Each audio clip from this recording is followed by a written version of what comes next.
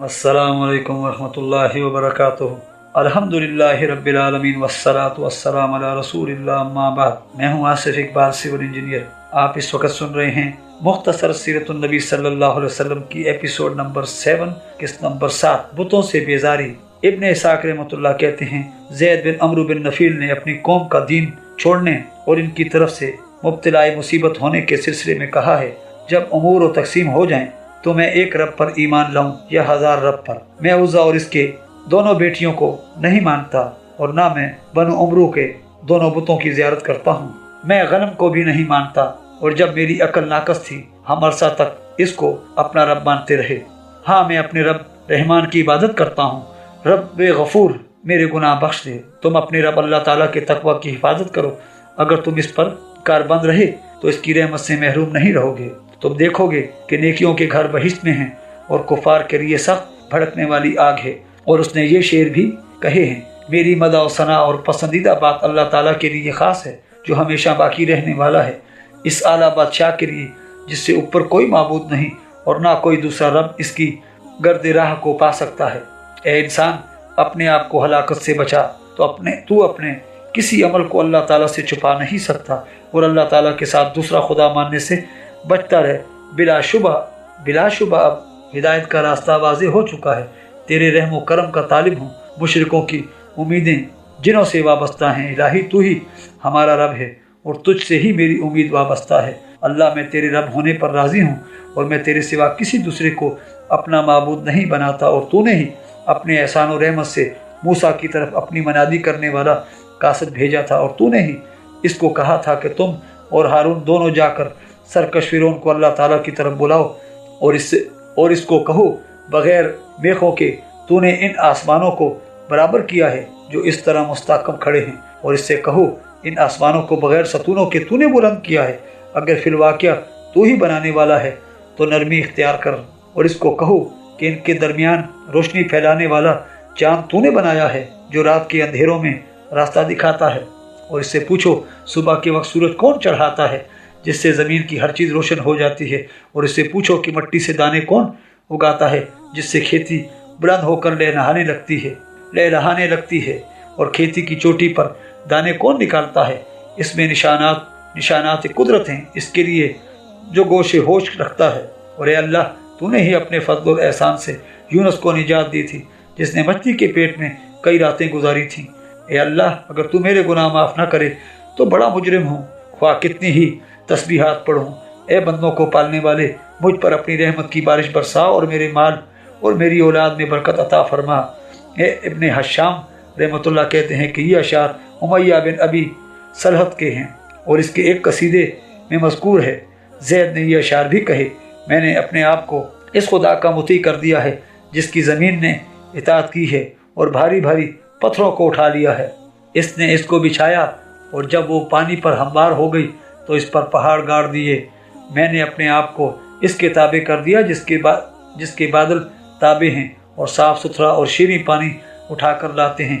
جب ان کو کسی شہر کی طرف لایا جاتا ہے تو اطاعت کرتے ہیں، اور اس پر پانی کے ڈول برسا دیتے ہیں۔ خطاب نے زید کو بڑی اذیتیں دے کر مکہ سے نکال دیا، چنانچہ وہ مکہ کے سامنے ہرا پہاڑ پر رہنے لگے۔ نیز خطاب نے قریش کے نوجوانوں اوباشوں کی ڈیوٹی لگا دی کہ وہ ان کو مکہ میں داخل نہ ہونے دیں، اس لیے اس سے نظر بچا کر کبھی کبھی مکہ میں داخل ہوتے، لیکن جو ہی ان کو پتہ چلتا وہ خطاب کو اطلاع دیتے اور تکلیفیں دے دے کر انہیں مکہ سے نکال دیتے۔ ان کو خطرہ تھا کہ وہ ان کے دین کو بگاڑ دیں گے، اور آہستہ آہستہ لوگ ان کے پیچھے لگ جائیں گے۔ دین حق کی تلاش میں دور دراز شہروں کا سفر۔ پھر زید رحمۃ اللہ دین ابراہیم علیہ السلام کی تلاش میں گھر سے نکل کھڑے ہوئے، اور یہودی علماء اور عیائی راہبوں سے پوچھتے موصل اور جزیرہ خرات کا سارا علاقہ چھان مارا۔ جب گوہر مقصود ہاتھ نہ آیا تو ملک شام کے شہروں میں گھومنے لگے۔ آخر بلقا کے علاقے میں ایک عیسائی راہب سے ملاقات ہوئی جس پر عیسوی علم ختم تھا۔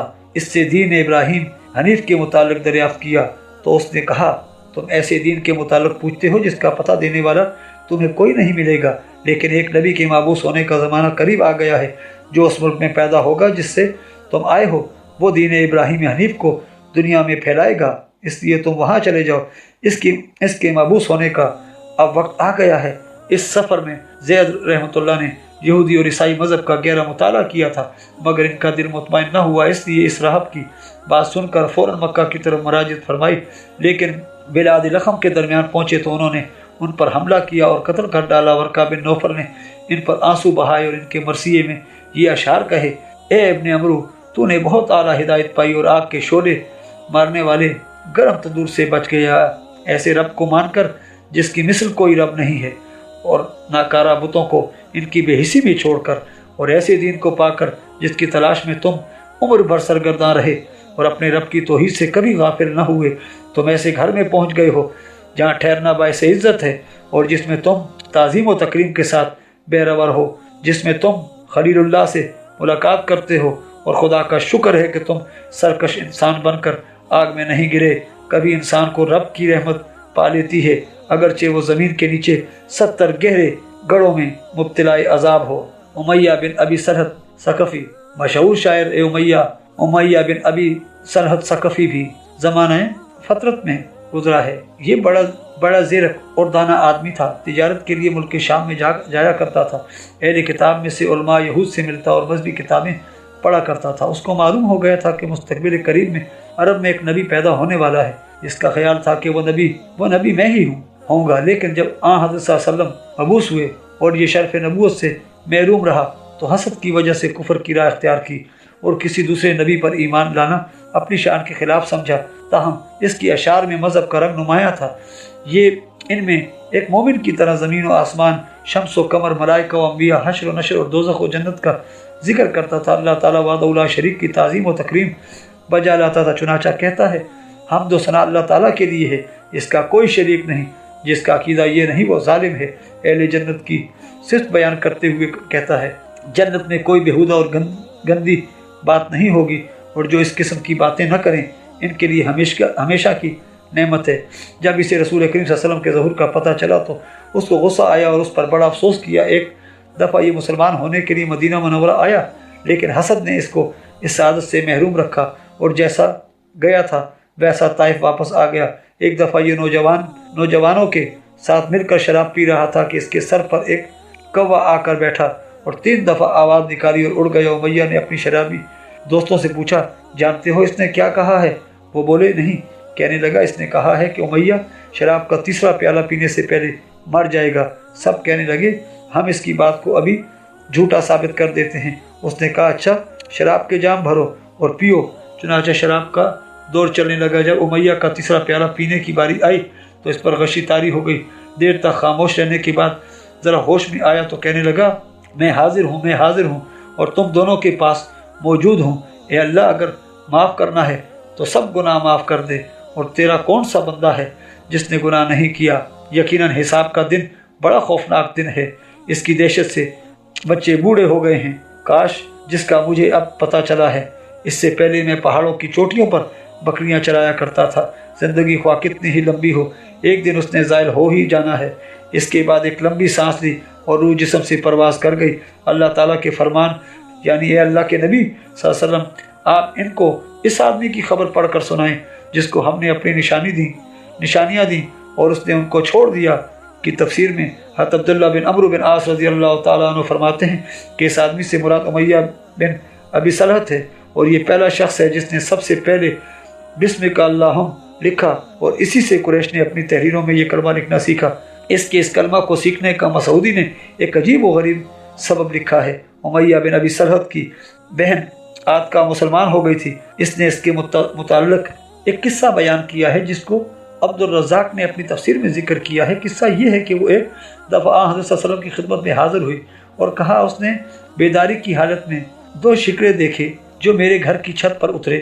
اس میں میرا بھائی امیہ سویا ہوا تھا۔ انہوں نے چھت پھاڑ دی اور ان میں سے ایک شکرہ اڑ کر میرے بھائی کے سینے پر آ بیٹھا۔ اس نے اس کا سینہ چاک کیا، پھر اس میں کوئی چیز بھری اور سینے کو درست کر کے باہر نکل آیا۔ دوسرے شکرے نے اس سے پوچھا: اس نے یاد کر لیا ہے؟ کہا: ہاں۔ پھر اس نے پوچھا: کیا پاک بھی ہو گیا ہے؟ بولا: نہیں۔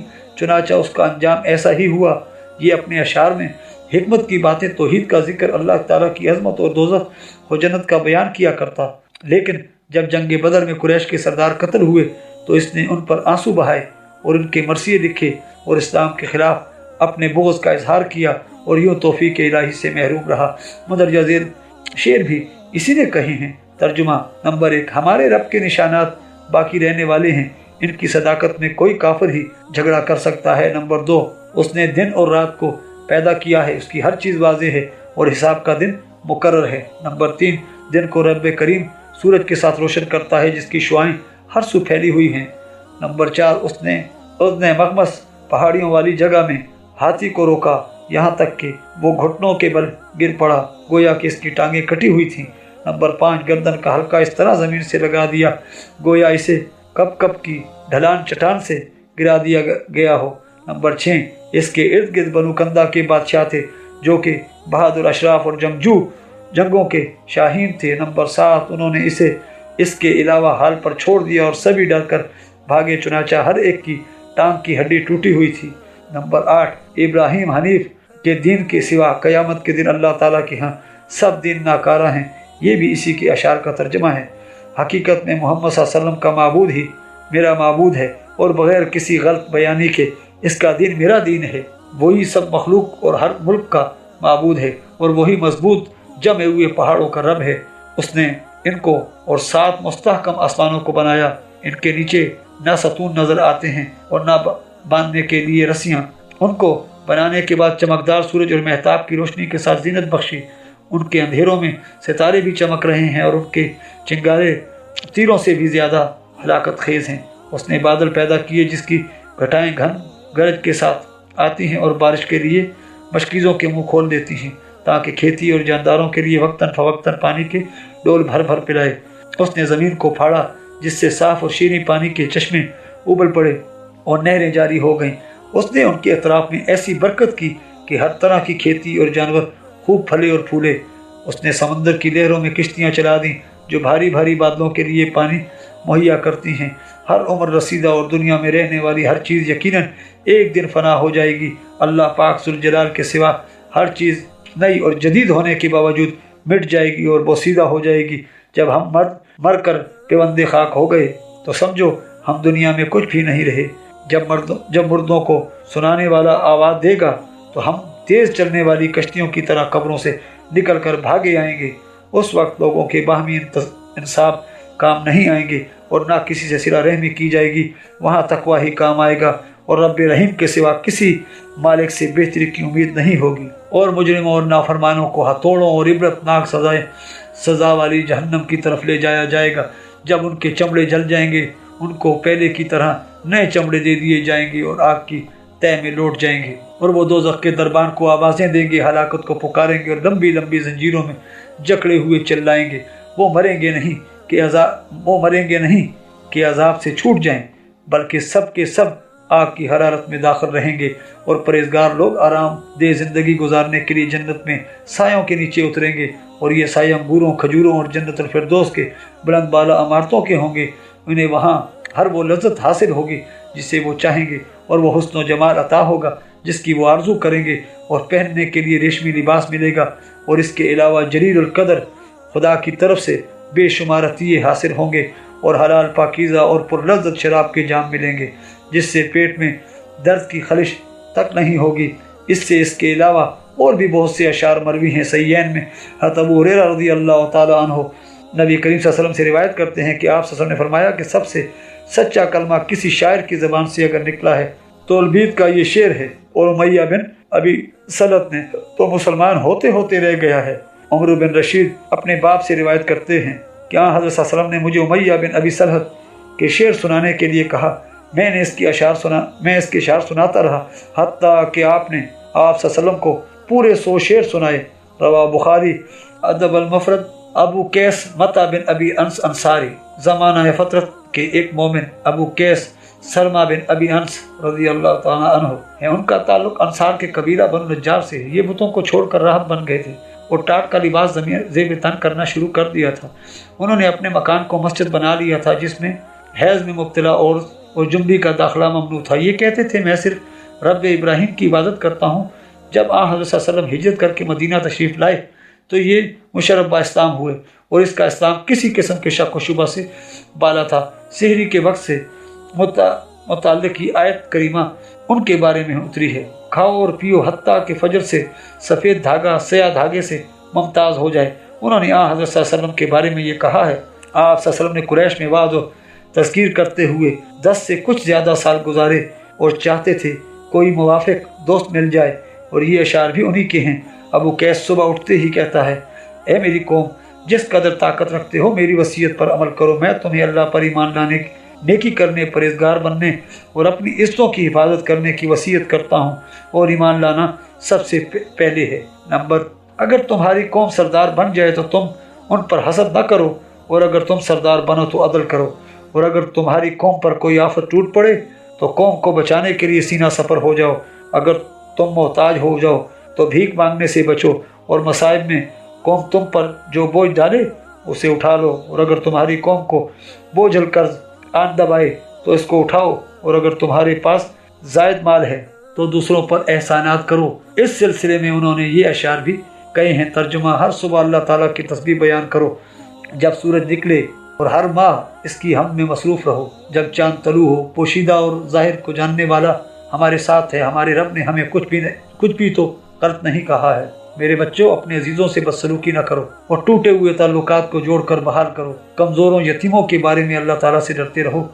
اکثر لوگ ان کے حرام مال کو اپنے لیے حلال سمجھتے ہیں۔ جان لو، یتیم کا سرپرست سب حالات جانتا ہے، اس کو کسی سے پوچھنے کی حاجت نہیں۔ یتیم کا مال ہرگز کھانا، ایک زبردست حاکم اس کے مال کی حفاظت کرتا ہے۔ پرہیزگاری اور تقوی اختیار کرو، فحشکاری اور بے حیائی چھوڑ دو، اور حلال رزق کی فکر کرو۔ ابو عامر اوسی بھی انہی میں سے ہے۔ ان کا نام عمرو بن سیفی بن نعمان ہے اور قبیلہ بنو عمرو بن عوف سے تعلق رکھتا ہے۔ مشہور صحابی حنظلہ غسیل الملائکہ رضی اللہ تعالیٰ عنہ کا باپ ہے۔ زمانہ جاہلیت میں یہ اپنی قوم کا سردار تھا، پھر راہب بن گیا اور ٹاٹ کا لباس پہننے لگا، اس لیے جاہلیت میں راہب کے نام سے مشہور ہوا۔ جب آپ صلی اللہ علیہ وسلم مدینہ منورہ تشریف لائے تو اس نے کھل کر آپ سے دشمنی کی۔ جب کچھ پیش نہ کی گئی تو قریش کو آپ صلی اللہ علیہ وسلم کے ساتھ لڑائی پر ابھارنے کے لیے مکہ بھاگ گیا۔ جنگ احد میں ان کے ساتھ آیا اور موقع پا کر میدان جنگ میں دونوں صفوں کے درمیان گڑھے کھود دیے۔ ایک میں رسول کریم صلی اللہ علیہ وسلم گر پڑے۔ جنگ شروع ہونے سے پہلے اپنی قوم کو اپنی مدد کے لیے مائل کرنے لگا۔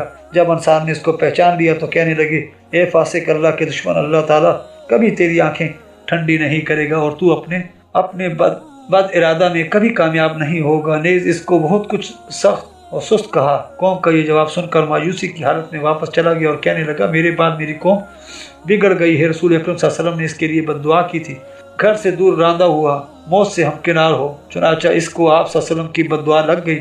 ہوا یوں کہ جب اس نے رسول کریم صلی اللہ علیہ وسلم کے کام کو ترقی پذیر دیکھا تو آپ صلی اللہ علیہ وسلم کے خلاف مدد دینے کے لیے روم کے بادشاہ ہرکل کے پاس پہنچا۔ اس نے اس سے وعدہ کیا اور مدد دینے کا یقین دلائے۔ یہ کچھ عرصہ اس کے پاس ٹھہر گیا اور اپنے دوست منافقین کی ایک جماعت کو لکھا کہ میں جلد ہی ایک جرار لشکر لے کر آؤں گا اور محمد صلی اللہ علیہ وسلم اور اس کے ساتھیوں کو مدینہ سے نکال دوں گا۔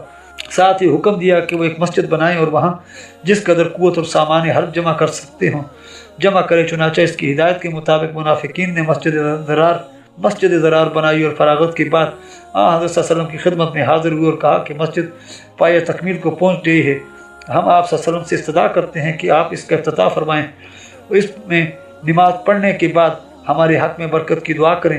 اللہ تعالیٰ نے اس کے بارے میں سورہ توبہ کی درج ذیل آیت اتاری، والذین اتخذوا مسجدا ضرارا وکفرا، سورہ توبہ آیت نمبر 107 آخر تک۔ اور جنگ تبوک سے واپس آ کر آپ صلی اللہ علیہ وسلم نے اسے جلا دینے کا حکم دیا۔ حضرت سلمان فارسی کے اسلام کا واقعہ۔ ابن اسحاق رحمۃ اللہ ابن عباس رضی اللہ تعالیٰ سے روایت کرتے ہیں کہ مجھے حضرت سلمان فارسی رضی اللہ تعالیٰ نے یہ واقعہ اپنی زبانی بیان کیا کہ میں فارس کے شہر اصبہان کی ایک نواحی بستی کا رہنے والا ہوں جس کا نام جی ہے۔ میرا باپ اپنی قوم کا نمبردار تھا، اسے مجھ سے بڑی محبت تھی اور اس محبت کا تقاضا تھا کہ جس طرح ایک لڑکی کو گھر سے باہر نہیں جانے دیا جاتا، میرا باپ مجھے بھی گھر میں محبوس رکھتا تھا۔ میں اپنی مجوسی مذہب میں اتنا متشدد تھا کہ میں اس آتش کدے کا مجاور بن کر رہ گیا جو آگ جلاتا ہے اور ایک منٹ کے لیے بھی اسی کو بجھنے نہیں دیتا۔ میرا باپ ایک بڑا لیڈر تھا۔ ایک دفعہ وہ کسی مکان کی تعمیر میں مصروف تھا، مجھے کہنے لگا، بیٹا میں اس مکان کی وجہ سے باہر کھیتوں میں نہیں جا سکا، تم جاؤ اور ان کی مناسب دیکھ بھال کرو۔ اور مجھے کسی کام کرنے کے لیے کہا، ساتھ ہی یہ کہا زیادہ دیر نہ کرنا ورنہ تمہاری یہ تاخیر میرے لیے ایک مسئلہ بن جائے گی، پھر مجھے اپنی جائیداد کے بجائے تمہاری فکر پڑ جائے گی اور سب کام چھوڑ کر تمہاری تلاش میں نکلنا پڑے گا۔ کرنا خدا کا یہ ہوا کہ کھیتوں کو جاتے ہوئے میں عیسائیوں کے گرجے کے پاس سے گزرا۔ وہ اس وقت نماز پڑھ رہے تھے اور ان کے پڑھنے کی اونچی اونچی آواز آ رہی تھی۔ مبہوس رہنے کی وجہ سے میں ان ادیان عالم سے ناواقف تھا۔ میں ان کی آواز سن کر اندر چلا گیا تاکہ دیکھوں کہ وہ کیا کرتے ہیں۔ جب میں نے ان کو نماز پڑھتے ہوئے دیکھا تو مجھے ان کا یہ طریقہ عبادت بہت پسند آیا اور میں نے کہا واللہ ان کا دین ہمارے دین سے بہتر ہے۔ میں سورج غروب ہونے تک وہیں کھڑا ان کا طریقہ دیکھتا رہا اور اپنے کھیتوں میں نہ جا سکا۔ میں نے ان سے پوچھا اس دین کا مرکز کہاں ہے، اس کی تعلیم کہاں ہے، اس سے شروع ہوتی ہے؟ انہوں نے جواب دیا کہ اس کا مرکز شام کا ملک ہے جہاں سے یہ چشمہ پھوٹا ہے۔ میں شام کے وقت گھر آیا تو پتہ چلا کہ والد صاحب نے میری تلاش کے لیے آدمی بھیجے ہیں اور میرے دیر کرنے سے بڑے پریشان ہیں۔ میں ان کے پاس آیا تو پوچھنے لگا بیٹا تم اتنی دیر کہاں رہے؟ کہا میں نے تمہیں جلدی واپس آنے کی تاکید نہیں کی تھی۔ میں نے کہا ابا جی میں راستے میں عیسائیوں کے گرجے پر گزرا، وہ اس وقت نماز پڑھ رہے تھے۔ مجھے ان کا طریقہ اتنا اچھا لگا کہ میں سورج غروب ہونے تک وہیں کھڑا ان کو دیکھتا رہا۔ میرے باپ نے کہا بیٹا ان کا دین اچھا دین نہیں، تمہارے آبا و اجداد کا دین ہی ان کے دین سے اچھا ہے۔ میں نے کہا نہیں ابا جی خدا کی قسم ان کا دین ہمارے دین سے اچھا ہے۔ میری بات سن کر میرے باپ کو میرے متعلق خطرہ پیدا ہو گیا، چنانچہ اس نے میرے پاؤں میں زنجیر ڈال کر مجھے گھر میں قید کر دیا۔ میں نے کسی طرح عیسائیوں کو پیغام بھیجا کہ جب تمہارے پاس شام کی طرف سے کوئی قافلہ آئے تو مجھے اطلاع دینا۔ کچھ عرصہ کے بعد عیسائی تاجروں کا قافلہ آیا تو انہوں نے مجھے خبر دی۔ میں نے کہا یہ قافلہ جب واپس جانے لگے تو مجھے اطلاع دے دیں۔ انہوں نے ایسا ہی کیا، چنانچہ میں نے اپنے پاؤں سے کسی طرح زنجیر کاٹی اور ان کے ساتھ شام کی طرف بھاگ گیا۔ وہاں پہنچ کر میں نے پوچھا اس دین کا سب سے بڑا رہنما کون ہے؟ انہوں نے کہا اس گرجے کے اندر ایک پادری صاحب سب سے بڑے عالم ہیں اور یہی سب کے لیڈر ہیں۔ میں نے اندر جا کر اس سے کہا مجھے آپ کا دین پسند آیا ہے، میں چاہتا ہوں کہ میں یہاں گرجے میں آپ کے ساتھ رہوں، آپ کی خدمت بھی کروں اور علم پڑھ کر آپ کے ساتھ نماز بھی ادا کروں۔ اس نے کہا اندر آ جاؤ۔ میں اندر داخل ہوا اور اس کے ساتھ رہنے لگا، مگر وہ برا آدمی ثابت ہوا۔ وہ لوگوں کو صدقہ کرنے کے لیے کہتا، جب وہ صدقہ کرتے تو وہ سارا مال اپنی جیب میں ڈال لیتا اور غرباء و مساکین کو کچھ نہ دیتا۔ اس طرح اس نے سونے اور چاندی کے 7 مٹکے بھر لیے۔ یہ دیکھ کر مجھے اس سے سخت نفرت ہو گئی اور میں اس کو برا جاننے لگا۔ جب وہ مرا اور عیسائی اس کو دفن کرنے کے لیے جمع ہوئے تو میں نے کہا یہ بہت برا آدمی تھا، تمہیں صدقہ و خیرات کا حکم دیتا تھا۔ جب تم صدقے کا مال جمع کر کے اس کو دیتے تو وہ سب اپنے لیے اپنے کیسے میں ڈال لیتا اور غرباء و مساکین پر ایک حبہ بھی خرچ نہیں کرتا تھا۔ وہ بولے اس کا کیا ثبوت ہے؟ میں نے کہا آؤ میں تمہیں اس کا خزانہ دکھاتا ہوں۔ کہنے لگے دکھاؤ۔ میں نے ان کو وہ جگہ دکھائی جہاں وہ سارا مال پڑا تھا۔ انہوں نے وہاں سے سونے اور چاندی سے بھرے ہوئے 7 مٹکے نکالے۔ یہ دیکھ کر وہ کہنے لگے واللہ یہ دفن کرنے کے قابل نہیں۔ چنانچہ انہوں نے اس کو سوری پر چڑھا کر پتھروں سے سنسار کیا۔ پھر وہ اس کی جگہ اور آدمی لائے جو ہر لحاظ سے اس سے بہتر تھا۔ میں نے نمازیں پڑھنے والا ایسا کوئی آدمی نہیں دیکھا جو اس سے افضل، اس سے زیادہ دنیا سے بے رغبت اور اس سے زیادہ آخرت کا شائق ہو، اور نہ کوئی ایسا آدمی دیکھا جو دن رات اس سے بڑھ کر عبادت کرنے والا ہو۔ مجھے اس سے اتنی شدید محبت ہو گئی جتنی اس سے پہلے کسی کے ساتھ نہیں ہوئی۔ میں عرصے تک اس کے پاس رہا، پھر اس کو بھی موت نے آ لیا۔ میں نے عرض کی میں مدت تک آپ کے ساتھ رہا ہوں اور مجھے آپ سے اتنی محبت ہو گئی ہے جو آپ سے پہلے کسی کے ساتھ نہیں ہوئی۔ اب آپ آخرت کے سفر پر روانہ ہو رہے ہیں، آپ مجھے کس کے پاس جانے کی وصیت کرتے ہیں اور کیا کرنے کا حکم دیتے ہیں؟ اس نے کہا بیٹا واللہ آج میں کوئی ایسا آدمی نہیں جانتا جو میرے طریقے پر عمل کرتا ہو۔ لوگ برباد ہو چکے ہیں، انہوں نے دین حق بدل دیا ہے اور خدا کے اکثر احکام چھوڑ دیے ہیں۔ ہاں موصل میں ایک آدمی ہے، اس کا فلاں نام ہے اور وہ اس طریقے پر عمل پیرا ہے جس پر میں عمل کرتا ہوں۔ تم اس کے پاس چلے جاؤ۔ جب وہ فوت ہو گیا اور اس کا سپرد خاک کر دیا گیا تو میں صاحب موصل کے پاس آ گیا اور اس سے کہا جناب مرتے وقت فلاں صاحب نے مجھے آپ کے پاس آنے کی وصیت کی تھی اور کہا تھا کہ وہ میری طرح دین حق کی پوری تابعداری کرتا ہے۔ اس نے کہا بہتر ہے تم یہاں ٹھہر جاؤ۔ چنانچہ میں اس کے پاس رہنے لگا۔ واقعی وہ بہت اچھا آدمی تھا اور اپنے دوست کے طریقے پر چلتا تھا، مگر کچھ دنوں کے بعد اس کو بھی موت نے آخرت کا مسافر بنا دیا۔ جب وہ مرنے لگا تو میں نے کہا حضرت فلاں پادری نے مجھے آپ کے پاس آنے کی وصیت کی تھی، اب آپ اللہ تعالیٰ کے پاس جا رہے ہیں، مجھے کس کے پاس جانے کی وصیت کرتے ہیں اور کس بات کا حکم دیتے ہیں؟ بولا بیٹا واللہ میں کوئی ایسا آدمی نہیں جانتا جو ہماری طرح کا پابند ہو۔ ہاں نصیبین میں فلاں آدمی ہے، جب وہ مر گیا اور دفن کر دیا گیا تو میں نصیبین میں رہنے والے آدمی کے پاس آ گیا اور سارا واقعہ سنایا جو میرے استاد نے حکم دیا تھا وہ اسے بتایا۔ اس نے کہا اگر یہ بات ہے تو تم میرے پاس ٹھہر جاؤ۔ چنانچہ میں اس کے پاس رہ پڑا۔ میں نے اس کے دونوں دوستوں کی طرح پایا اور وہ بہترین آدمی تھا۔ تھوڑی مدت کے بعد وہ بھی موت کے آغوش میں چلا گیا۔ نظر کے وقت میں نے اس سے کہا جناب فلاں آدمی نے مجھے فلاں کے پاس جانے کی وصیت کی تھی، پھر اس نے مجھے آپ کے پاس آنے کی وصیت کی تھی، اب آپ مجھے کس کے پاس جانے کی وصیت کرتے ہیں اور کس بات کا حکم دیتے ہیں؟ اس نے کہا بیٹا خدا کی قسم مجھے کوئی ایسا آدمی معلوم نہیں جو ہمارے طریقے پر چلتا ہو اور میں تجھے اس کے پاس جانے کی وصیت کروں۔ ہاں ملک روم کے شہر اموریہ میں ایک آدمی ہمارے طریقے پر کاربند ہے، اگر چاہو تو اس کے پاس چلے جاؤ، وہ ہمارے مسلک پر ہے۔ جب وہ فوت ہو گیا اور جب میں اس کے دفن سے فارغ ہوا تو میں صاحب اموریہ کے پاس چلا گیا اور اس کو سارا ماجرا کیا سنایا۔ اس نے کہا تم میرے پاس رہ سکتے ہو۔ میں اس کے پاس رہنے لگا۔ وہ بھی بہت اچھا آدمی تھا اور اپنے ساتھیوں کے مسلک پر گامزن تھا۔ وہاں میں نے کچھ محنت مزدوری کر کے چند گائیں اور کچھ بکریاں خریدیں، ان پر گزر بسر کرتا اور پھر طریقت سے علم دین سیکھتا۔ پھر اس کے لیے بھی اللہ تعالیٰ کا حکم آ گیا۔ نزا کے وقت میں نے اس سے کہا میں فلاں کے پاس رہتا تھا، اس نے مجھے فلاں کے پاس بھیجا، پھر اس نے مجھے فلاں کے پاس بھیجا، پھر اس نے مجھے آپ کے پاس آنے کی وصیت کی، اب آپ مجھے کس کے پاس بھیجتے ہیں اور کس چیز کا حکم دیتے ہیں؟ اس نے کہا بیٹا واللہ آج میں کوئی ایسا آدمی نہیں جانتا جو ان لوگوں کے طریقے پر چلتا ہو اور میں تجھے اس کے پاس جانے کا مشورہ دوں۔ ہاں البتہ اب ایک نبی کے مبعوث ہونے کا وقت آ گیا ہے جو ابراہیم علیہ السلام کے دین پر ہوگا اور ہجرت کر کے ایک ایسے شہر میں سکونت اختیار کرے گا جو دونوں طرف سے سنگلاخ ترین میدانوں میں گھرا ہوا ہوگا۔ وہاں کھجور کے باغ بکثرت ہوں گے، اس کی نبوت کی علامتیں واضح ہوں گی۔ وہ ہدیہ قبول کرے گا اور صدقہ کا مال نہیں کھائے گا، اس کے دونوں کندھوں کے درمیان مہر نبوت ہوگی۔ اگر ہو سکے تو وہاں چلے جاؤ۔ پھر وہ اللہ تعالیٰ کو پیارا ہو گیا اور سپرد خاک کر دیا گیا۔ اس کے بعد جب تک اللہ تعالیٰ نے چاہا میں اموریہ میں رہا۔ پھر بنو کلب کے ایک تجارتی قافلے سے میری ملاقات ہوئی۔ میں نے ان سے کہا مجھے ملک عرب میں پہنچا دو اور اس کے عوض میں تمہیں اپنی یہ ساری گائیں اور بکریاں دے دوں گا۔ اس پر وہ راضی ہو گئے اور مجھے اپنے ساتھ لے چلے۔ جب وادی القرا میں پہنچے تو انہوں نے غداری کی اور مجھے غلام بنا کر ایک یہودی کے ہاتھ بھیج دیا۔ میں اس کے پاس رہنے لگا۔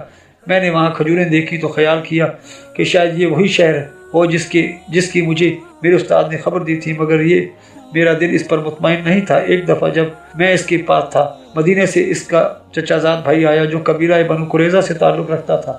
وہ مجھے اس سے خرید کر مدینہ منورہ لے آیا۔ میں مدینہ میں اپنے آقا کے ہاں رہنے لگا۔ ادھر مکہ مکرمہ میں حضرت صلی اللہ علیہ وسلم مبعوث ہوئے اور جب تک اللہ تعالیٰ نے چاہا آپ صلی اللہ علیہ وسلم وہاں رہے۔ میں غلامی کی مصروفیات کی وجہ سے آپ صلی اللہ علیہ وسلم کے متعلق کوئی ذکر نہ سن سکا۔ پھر جب آپ صلی اللہ علیہ وسلم ہجرت کر کے مدینہ منورہ تشریف لے آئے تو ایک دن میں کھجور کی چوٹی پر کام کر رہا تھا۔ میرا آقا بھی اس کے نیچے بیٹھا ہوا تھا۔ اس کا چچا زاد بھائی آیا اور کہنے لگا اللہ تعالیٰ بنو کیلا کو ہلاک کرے، وہ قبا میں ایک ایسے شخص کے پاس جمع ہو رہے ہیں جو آج ہی مکہ سے آیا ہے اور کہتا ہے کہ وہ نبی ہے۔ سلمان رضی اللہ تعالیٰ کہتے ہیں یہ سنتے ہی میرے بدن پر لرزہ طاری ہو گیا اور میں کانپنے لگا۔ مجھے خطرہ تھا کہ میں اس لرزہ کی وجہ سے اپنے آقا پر گر پڑوں گا، اس لیے میں نیچے اتر آیا اور اس کے چچا زاد بھائی سے پوچھا جناب آپ نے کیا کہا ہے؟ یہ سنتے ہی میرے آقا نے میرے منہ پر زور سے تماچا مارا اور کہا تجھے اس سے کیا غرض، تو اپنا کام کر۔ میں نے کہا کچھ نہیں، میں صرف معلوم کرنا چاہتا تھا کہ انہوں نے کیا کہا ہے۔ حضرت سلمان رضی اللہ عنہ کہتے ہیں میں نے اپنی کھجوریں جمع کر رکھی تھیں، میں وہ لے کر شام کے وقت حضرت صلی اللہ علیہ وسلم کی خدمت میں حاضر ہوا۔ آپ صلی اللہ علیہ وسلم اس وقت قبا میں تشریف فرما تھے۔ میں نے کہا مجھے معلوم ہوا ہے کہ آپ نیک آدمی ہیں اور آپ کے ہمراہ کچھ مسافر اور غریب لوگ ہیں۔ میں یہ صدقہ دینا چاہتا ہوں اور سمجھتا ہوں کہ دوسروں کی نسبت آپ لوگ اس کے زیادہ مستحق ہیں، اسے قبول فرمائیے۔ آپ صلی اللہ علیہ وسلم نے صحابہ کرام کو حکم دیا اس کا صدقہ لے کر کھا لو، اور آپ صلی اللہ علیہ وسلم نے اس کے کھانے سے اپنا ہاتھ روک لیا۔ میں نے اپنے دل میں کہا یہ ایک علامت پوری ہوئی۔ پھر میں نے کچھ اور کھجوریں جمع کی ہوں۔ اس وقت آپ صلی اللہ علیہ وسلم مدینہ شہر میں منتقل ہو چکے تھے۔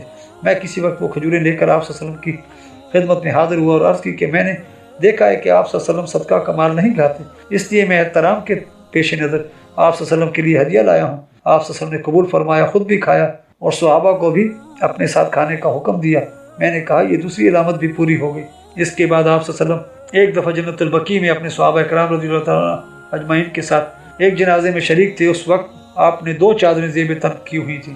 میں تیسری دفعہ حاضر خدمت ہوا۔ آپ صلی اللہ علیہ وسلم صحابہ اکرام میں بیٹھے ہوئے تھے۔ میں نے سلام عرض کیا اور آپ صلی اللہ علیہ وسلم کے پیچھے کھڑا ہو کر کچھ دیکھنے لگا۔ آپ صلی اللہ علیہ وسلم نے یہ سمجھ کر کسی آدمی نے اس کو کوئی نشانی بتائی ہے اور یہ اس کی تصدیق کرنا چاہتا ہے، اپنی چادر کندھوں سے نیچے پھینک دی۔ میں نے مور نبوت دیکھ کر تیسری نشانی بھی درست پائی۔ پھر کیا تھا، میں نے جھک کر آپ صلی اللہ علیہ وسلم کے سر کو بوسہ دیا۔ آپ صلی اللہ علیہ وسلم بھی رو پڑے اور میں بھی رونے لگا۔